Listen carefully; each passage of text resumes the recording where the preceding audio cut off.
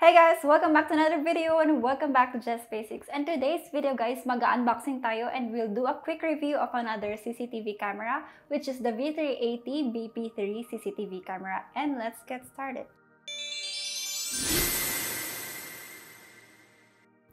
Okay, so unboxing muna tayo guys. So ito yung package niya. So ang included sa contents niya ay yung mga cable cover, installation screws, instruction manual, yung kanyang power supply, yung bracket niya ata ito, and then yung camera na. Okay, so yan lang naman siya guys. Meron siyang speaker sa likod at yung lalagyan niya ng memory card ay nasa ilalim ng gumagalaw na camera. Okay, so diretso agad tayo dito sa setup niya. Ang una lang na gagawin guys is i-plug ang power adapter at i-connect ito sa socket ng camera and then magbo-boot up na ito agad. After nyan, pwede natin i-set up sa app. Okay, so V380 ang app na gamit natin dito guys. Kung wala pa kayong app, i-download nyo lang ang V380 Pro na app. Okay, so pagka-open ng app, i-click lang natin ang plus sign para mag-add ng bagong CCTV. Then, select Add Camera. Now dito, madedetect naman na niya yung bagong camera once turned on. Pero kung hindi niya ito ma-detect, ito na yung ipapaska niya sa'yo yung QR code ng device. Sa BP3, nandito siya sa bandang taas katabi ng mga antena. Next na step ay pipiliin natin yung Wi-Fi connection na gagamitin niya. Kung madami kayong Wi-Fi sa inyo, it's better na iselect nyo yung Wi-Fi na pinakamalapit sa paglalagyan nyo ng camera para madali lang itong ma-access. Next, gagawa siya ng QR code na gagamitin ng camera para sa kanyang network setup. Kailangan mo lang siyang iharap sa camera, 10 to 30 cm daw ang layo. Pag successful, maririnig mo naman ang prompt niyang Receive Configuration Information. Receive configuration information. And then, kailangan mo lang hintayin na sabihin niyang Network Connected. Network connected. Then, dito sa app, pwede mo siyang i-configure. Piliin mo lang kung ano ang gusto mong name ng CCTV or pwede ka namang mag-custom ng name. After nyan, pwede mo nang i-view yung device. Sa una, pwede siyang mag-connection failed. So, click mo lang ulit para mag-refresh. And usually, dapat gagana siya guys. Kung ayaw pa rin, make sure na malapit lang sa router yung camera. Pwede kasing isa yun sa mga nagkukos ng connectivity issues niya. Okay, so ganun lang naman siya kadali i-set up ang ating V380 BP3 CCTV camera, guys. Okay, so ang ginawa namin dito na lang namin siya sa harap nilagay muna para malinis tignan at nakatago yung power supply niya. And dito namin nilagay sa isang waterproof CCTV junction box. Nakascrew lang siya sa cover niya yung bracket na included sa package. And ang kagandahan nito guys is since dual camera siya, dalawang area yung pwede niyang ma-cover or ma-monitor.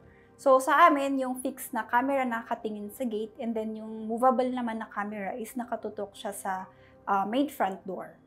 Para kung may kumatok man, pwede mo muna siyang tignan sa inyong application kung sino nasa pinto, ganyan. Bago mo buksan yung pinto, ganyan. Okay, now with regards sa quality ng kanyang video capture, ayan sa specs niya is 1080p siya. Well, sa akin, basta malinaw sa paningin ko, okay naman na siya. It will serve its purpose na pantingin lang sa mga deliveries, if kung may tao man sa may pinto or kung may bisita, ganyan. Para alam din namin kung sino yung mga tinatahulan ng mga aso sa labas ng bahay, ganyan. Sa kanyang night mode naman, okay naman para sa amin. So, sa mga ganitong camera naman, okay lang siya sa pagmalapitan. Anyway, itong BP3, meron naman siyang mga ilaw sa bawat camera niya. Kaya sinasabi nila na full color siya. And yan, makikita nyo sa mga sample footage. Now, meron itong light settings na pwede natin naka-on lang yung ilaw niya, naka-off lang, or naka-auto. Sa akin kasi naka-set lang siya sa auto. So, pag ganito sa gabi, pag low light na, naka-infrared light siya or night vision na. Black and white, pero pag may na-detect siyang movement, mag-on ang mga ilaw niya. Now, with regards sa mga features niya, like yung PTZ or yung mga mag-a-assign ka ng mga zones na ipapatrol niya, and yung mga movement detections niya, hindi ko na siya ginagamit or hindi ko ginamit kasi sabi ko nga, ang gusto ko lang is fix lang yung area na kanyang minomonitor. Minsan lang naman yung time na gusto ko siyang, kunyari gusto mong makichismis, ganyan, sa kapitbahay nyo. Then, nasa time na pwede din pala itong i-move yung camera niya. Ganyan, para makita nyo kung sino yung mga nandoon or sino mga nag-uusap-usap, ganyan.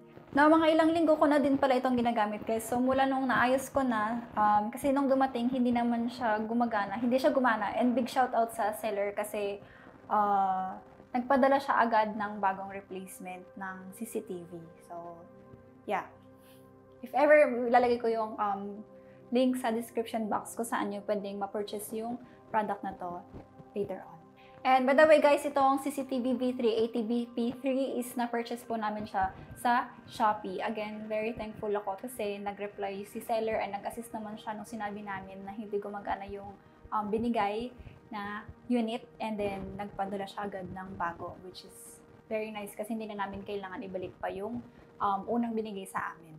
Again guys, we do have a link on the description box kung gusto nyo mag-purchase kung saan kami bumili para mas maganda yung after sales. Is you can get the link on the description box. Sa Shopee po namin siya nabili. So far guys, sa CCTV na ito, since outdoor siya, okay naman siya sa pinaglagyan namin for how many weeks na. It's almost a month na rin. And okay naman siya yun. Okay naman siya doon. Waterproof naman siya, pero hindi ko lang alam kung gaano siya tatagal kasi super babad siya sa araw, sa umaga, ilang oras din yun. And then by tanghali or pag mag-afternoon na, dun lang siya hindi na tatamaan ng araw. Pero since first time namin na magkaroon ng CCTV naman guys, is yung V380 na yun, up until now naman is okay na okay pa naman siya. Pero yun kasi ang difference nila nung itong unit na to is, yung isa is nasa medyo lilim pa. And then ito naman is naka-direct sunlight talaga siya. So hopefully tumagal siya. We'll do an update after a few months siguro regarding with this case or issue. Hindi pa naman siya issue. This case, ayan. And sa mga V380 pala guys, kung nagkaroon kayo ng issue na ang bagal mag-open ng app, lately, nakapag-update kami ng aming V380 application, and yun, mas mabilis na siya mag-open ngayon. So, kudos sa V380 dahil sa quick update na yan.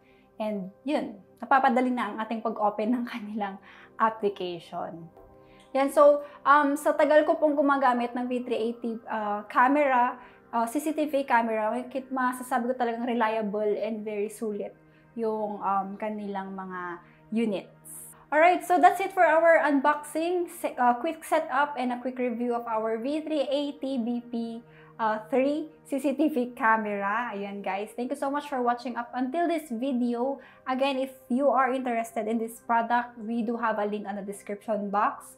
And meron din tayong ibang V380 na videos. You can go ahead and check the link on the description box as well. Thank you so much for watching. If nakatulong tong video na to guys, please don't forget to give us a thumbs up, share this video, subscribe to our channel as well, and see you on my next video guys. Thank you for watching.